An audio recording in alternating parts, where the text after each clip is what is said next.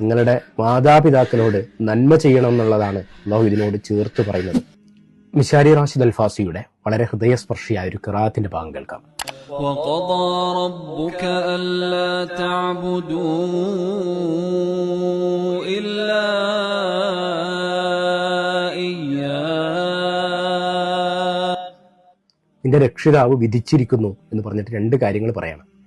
ഒന്നാമത്തത് ഏറ്റവും പ്രധാനപ്പെട്ട, എന്നെ അല്ലാതെ നിങ്ങൾ ആരെയും ആരാധിക്കരുത് എന്നുള്ളതാണ്.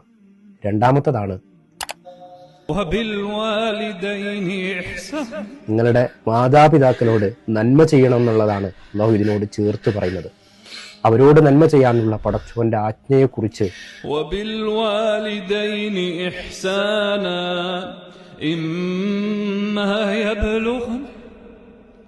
നമ്മൾ എത്രത്തോളം അതിനോട് നീതി പാലിക്കുന്നുണ്ട് എന്നാലോചിക്കുമ്പോഴാണ് നമ്മുടെ കണ്ടമിടറുന്നത്.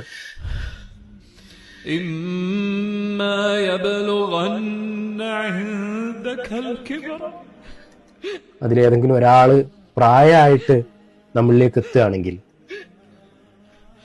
إما يبلغن عندك الكبر أحدهما أو كلاهما فلا تقل لهما أف. രണ്ടാളും പ്രായമായിട്ട് എത്തുകയാണെങ്കിൽ, ഏതെങ്കിലും ഒരാളെത്തുകയാണെങ്കിൽ അവരോട് ഷേ എന്നൊരു അനിഷ്ടത്തിന്റെ വാക്ക് നമ്മൾ പറയരുത്. فلا تقل لهما أف ولا تنهرهما وقل لهما قولا كريما. അവരോട് ഷേ എന്ന് പറയുകയോ അവരോട് കയർക്കുകയോ ചെയ്യരുത്. അവരോട് എപ്പോഴും മാന്യമായ വാക്ക്, വളരെ സ്നേഹത്തോടുള്ള സംസാരം മാത്രം നിങ്ങൾ സംസാരിക്കുക. واخفض لهما جناح الذل من الرحمة. കാരുണ്യത്തോടുകൂടി എളിമയുടെ ചിറക് അവരിരുവർക്കും നീ താഴ്ത്തിക്കൊടുക്കും. وقل رب ارحمهما كما ربياني صغيرا.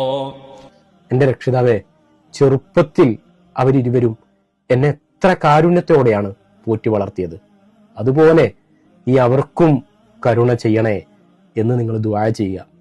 ജീവിച്ചിരിക്കുന്നവരാണെങ്കിലും മരണപ്പെട്ടവരാണെങ്കിലും അവർക്ക് നമുക്ക് കൊടുക്കാൻ പറ്റിയ ഏറ്റവും വലിയ സമ്മാനം അവർക്ക് വേണ്ടി റഹ്മത്തിന് ദുആ ചെയ്യലാണ്. എത്ര കാരുണ്യത്തോടെയാണ് നമ്മെ അവരിരുവരും പോറ്റി വളർത്തിയത്. മാതാപിതാക്കളുടെ തൃപ്തി ലഭിക്കുന്ന മക്കളിൽ അല്ലാഹു നമ്മയൊക്കെ പെടുത്തുമാറാകട്ടെ. ആമീൻ.